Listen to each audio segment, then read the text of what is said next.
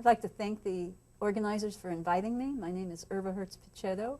I'm professor of epidemiology at the University of California at Davis School of Medicine, and I'm here today to talk about radiation as an environmental breast carcinogen.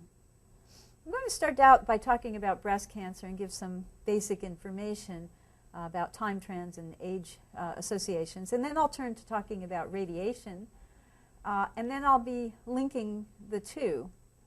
So breast cancer rates in the United States have been rising since the late 1970s. This graph shows both invasive and in situ cancer divided by women 50 and above and those less than 50. What you see is a pretty strong increase beginning around 1979 up until the late 1980s, plateaus, and then it pushes up even higher around the year 2000. And then begins to come down. So between the late 1970s and about 2000, there was about a 50% increase in the rate of invasive breast cancer in women 50 and above. There's also been a rise in situ breast cancer, probably largely due to the advent of mammograms and its widespread adoption around across the population. But not all of this increase, particularly in the invasive cancer, can be due to better screening. The age-specific rates show that starting even in the 20s, women begin to develop breast cancer. It rises quite steeply throughout the 40s, 50s, and 60s, and even in the 70s, with a little leveling off down in the 80s. Probably less screening is going on in the very elderly population. It's pretty much an equal opportunity cancer with both white and black women showing similar age-related increases over time. Slightly higher for white women, but really up until the late 50s, very similar. And again, maybe there's less screening going on in the older black women. And as you see here, also in situ is very, very close between white and black women. They're just neck and neck, the rates. Radiation comes in two forms. Ionizing radiation removes the electrons from atoms, thereby producing ions. The sources are medical radiation, atmospheric or cosmic radiation, and of course nuclear bombs also carry ionizing radiation. Non-ionizing radiation has lower energy, insufficient to actually dislodge electrons, and this comes largely from magnetic fields.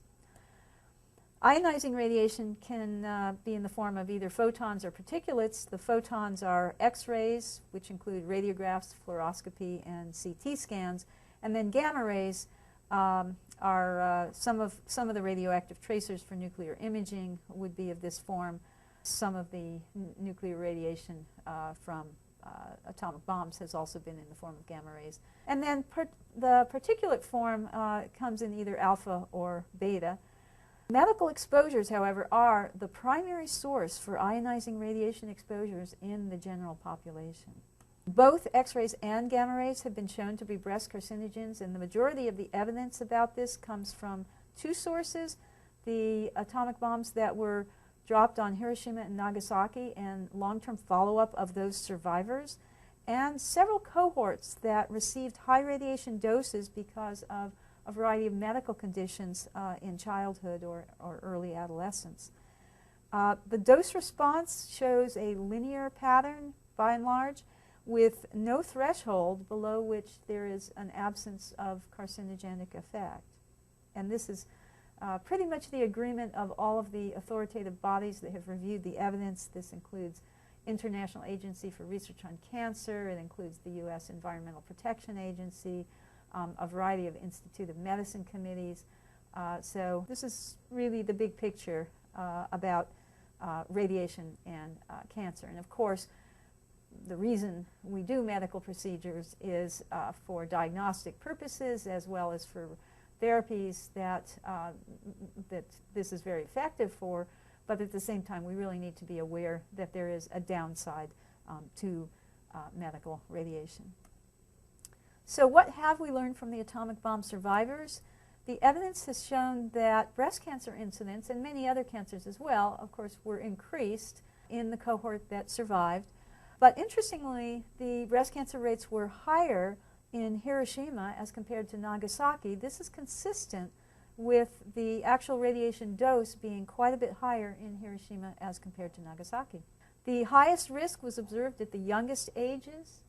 The risk decreases with increasing age at exposure, and the best fit was a curve called the negative exponential curve, which is shown in this graph. You can see the really highest risk in those under the age of 10 at the time of the atomic bomb, and then a decrease that is a bit steeper at the younger ages and is not quite as steep, but still decreasing going into the 20s, 30s, 40s, and 50s. The next slide actually shows a comparison of several cohorts that received medical radiation in comparison with the relative risk, excess relative risk from the atomic bomb survivors. And up in the left corner, you see the cohort of infants who were irradiated because of large thymus, and then two other patient groups, one from Massachusetts, tuberculosis patients, and another from Stanford University. So these are medically irradiated persons who showed breast cancer risk decreasing with age at exposure, but elevated nonetheless at all ages at which they received this dose. And there have been actually quite a few cohorts who were exposed to radiation at a young age for medical purposes. A cohort of scoliosis patients that was enrolled in childhood and adolescence showed that the lifetime risk from exposure at ages 10 or 11 was about twice as high as it was for those who were irradiated at ages greater than 14 years. There was another cohort of infants who had been radiated for hemangiomas, and a 36-year follow-up of those individuals showed a relative risk of 3.6. There's another cohort of women with postpartum mastitis. There has been study also of Hodgkin lymphoma in both children and young adults, where the risk by age 40 to 45 ranged from 13 to 20%, which compares with 1% in the general population, or analyzed differently instead of by age, by years since the diagnosis. With 25 years follow-up, the range was about 12% to 26%. So very, very high increases in risk with childhood radiation at the level of therapy for cancer. What are some of the mechanisms for radiation-induced breast carcinogenesis? Largely these are genetically mediated. There's been a lot of evidence showing induction of chromosomal aberrations, and this can be seen both in epidemiologic studies and experimental ones. Dicentric chromosomes in particular have been confirmed, and also translocations, micronuclei, and neoplastic transformation, with the dicentric chromosomes actually being confirmed in relation to breast cancer in humans. There's also quite a bit of evidence suggesting that gene mutations or loss of function, for example, a p53 tumor suppression, where breast tumors often demonstrate low levels of p53 protein. Overall genomic instability has also been demonstrated, and there was a recent study showing greater total length of copy number variants in survivors from Nagasaki. What is the influence of other factors on radiation-induced breast cancer? Many of you may know that there are a variety of reproductive factors that seem to protect against breast cancer, one of which is age at first full-term pregnancy, where younger age actually protects against pregnancy. And in fact, some of the trend of increasing risk for breast cancer over the last century has been related to the later and later age at first pregnancy, but certainly not all of that rise. Now, it was also found that people who have been irradiated at young ages also showed protection when their first full-term pregnancy had been at a young age. And this was true regardless of whether the radiation occurred before or after that first pregnancy, suggesting that terminal differentiation of the mammary cells for milk production can reduce the proliferative potential even of irradiated cells. So this is consistent with a theory that has recently come to light, that terminal cell differentiation may be key to breast cancer risk. So Dmitry Trikopoulos has published now a theory about terminal cell differentiation and the role of very early life exposures, including prenatal. The focus on early life is at variance with where most of the research has been focused over the last 10 or 20 years, where we have really been looking at exposures, let's say, in the 10 years prior to diagnosis or the 20 years prior to diagnosis, rather than very early in life. And this particular perspective suggests that maybe some really critical events are happening very early in life, potentially even in the prenatal period. So the tenets of this theory are the following. First, that the likelihood of breast cancer depends on the number of mammary tissue stem cells that is determined very early in life. Secondly, that there are mammatropic hormones which affect the replication rate of the stem cells in mammary tissue, and hence the rate of spontaneously mutated cells, and then the rate of expansion of those initiated clones.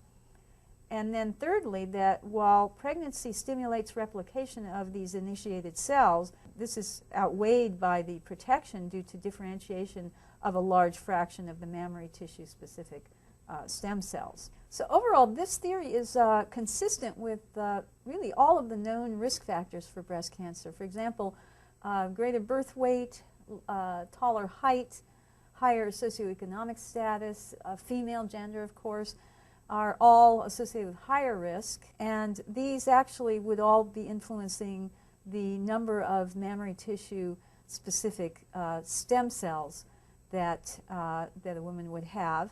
And also mammographic density and atypical hyperplasia also increases the number of these mammary tissue specific stem cells. Now also radiation and other genotoxic exposures could influence the rate of spontaneously mutated cells, or even potentially some of the replication of those original stem cells, and the expansion of initiated clones. And so might factors that influence estrogen or other hormones like insulin growth factor, and age at menarche, age at menopause, diet, physical activity, and of course hormone replacement therapy. And finally, there are a number of factors that may influence risk for breast cancer through this protection that is conferred by the pregnancy and lactation-related differentiation of mammary tissue-specific stem cells. So those would be the parity reproductive patterns like age at first pregnancy and other patterns of pregnancy, and of course lactation. So this theory, I think, holds a lot of promise for really giving us new insights into how we might be able to prevent breast cancer in the future. And then a side note here, there has been some controversy about the relative biological effectiveness of different types of ionizing radiation, including low energy LET, which stands for linear energy transfer, which may confer higher risk for the same dose than a high energy LET, where the low energy are the X-rays and the beta radiation, the high energy LET would be gamma rays. So this seems to be supported by the radiobiological research done on human hybrid cells, but the epidemiologic data maybe is a bit equivocal. There's some slight trend in this direction, but it doesn't seem to have the power to be able to distinguish between these two types of LET, neither proving nor refuting this theory. But it is true that chromosomal aberrations in the peripheral lymphocytes do show greater sensitivity to the low than the high energy LET. So what about mammography? The estimated dose for a 2-view standard screening mammogram is actually very low. It's estimated that the ratio of the number of detected breast cancers versus the number induced in women aged 30 to 34 is 8-fold better by far to do it.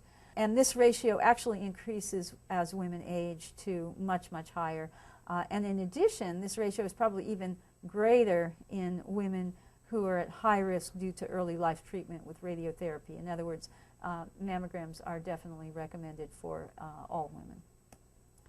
So summarizing what I've talked about so far, breast tissue is actually one of the most sensitive to accidental or therapeutic radiation. This is, of course, particularly true when the exposure occurs during childhood or even early adolescence. After age 40, the increased risks are generally fairly small.